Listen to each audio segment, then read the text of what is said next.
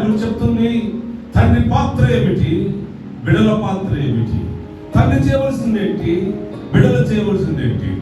దేవుని ప్రేమ ఎలాగూ ఉందంటే తండ్రి కుమారుల ఎడల జాలి పడినట్లు దేవుని ప్రేమ, దేవుని దయ, దేవుని కరుణ తన యందు భయభక్తులు గల వారి పట్ల ఆయన చూపిస్తా ఉన్నాడు. హల్లెలూయా చెప్పండి.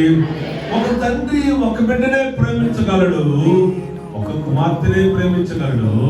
కానీ మన సృష్టికర్త అయిన దేవుడు, తండ్రి అయిన దేవుడు, ఆ తండ్రి లోకమంతటిని ప్రేమిస్తాడు. దేవుడు లోకములెంతో ప్రేమించాడు కాగా తన కుమారులను పుట్టినవాడిని విశ్వాసం ఉంచువాడు నశింపక నిత్య జీవం పొందునట్లు నడిపించావు. నీ కృపలోనే నన్ను దాచావయ్యా. మార్గమును ఏర్పరచి నన్ను నడిపించావు. తండ్రి తండ్రి నేను నీ కుమారుని. తండ్రి తండ్రి నేను నీ. మన జిల్లాలోనే మన తాలూకాలోనే కలెక్టర్ అయినప్పుడు ఆ ప్యూన్ కొడుకు ఏమైనా కలెక్టర్. అది నీతిమంతుని తండ్రికి అధిక సంతోషము కలుగు చేయండి అంటే ఇదే కదా. పేదరికంలో ఉన్న వాళ్ళను దేవుడు విడిచిపెట్టలేదు కదా.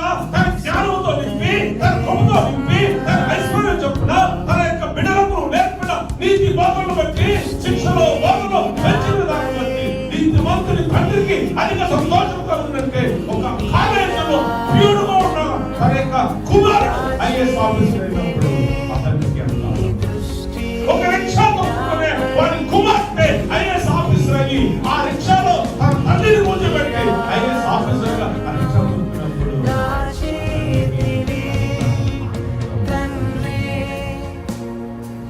అది వాస్తవంగా ఉంది. ఈ పిల్లలకు కోపం లేక వారిని పరమ శిక్షలో బాధలో వారిని పెంచాలి. ఎప్పుడైతే మనం పెంచుతామో వారి పెద్దవాళ్ళ సామెతల గ్రంథం 22:6 మనం పదే పదే పదే పదే వారికి ఏమి నేర్పిస్తున్నాం. బాలుడు నడవలసిన త్రాగడానికి పెద్దవాళ్ళ దానిలో నుంచి తొలగిపోడు. హల్లెలూయా.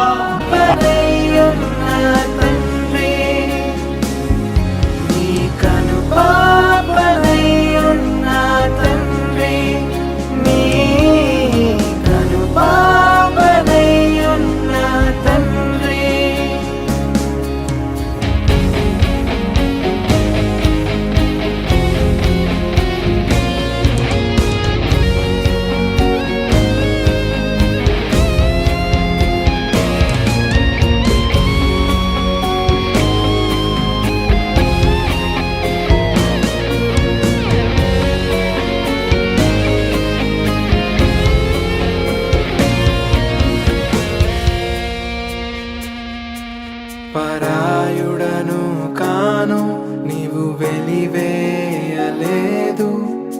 అవమానము నుండి కాపాడినావు. పరాయుడను కాను, నీవు వెలివేయలేదు. అవమానము నుండి కాపాడినావు.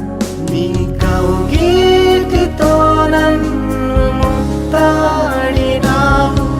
ప్రశస్త వస్త్రములు నాకిచ్చినావు.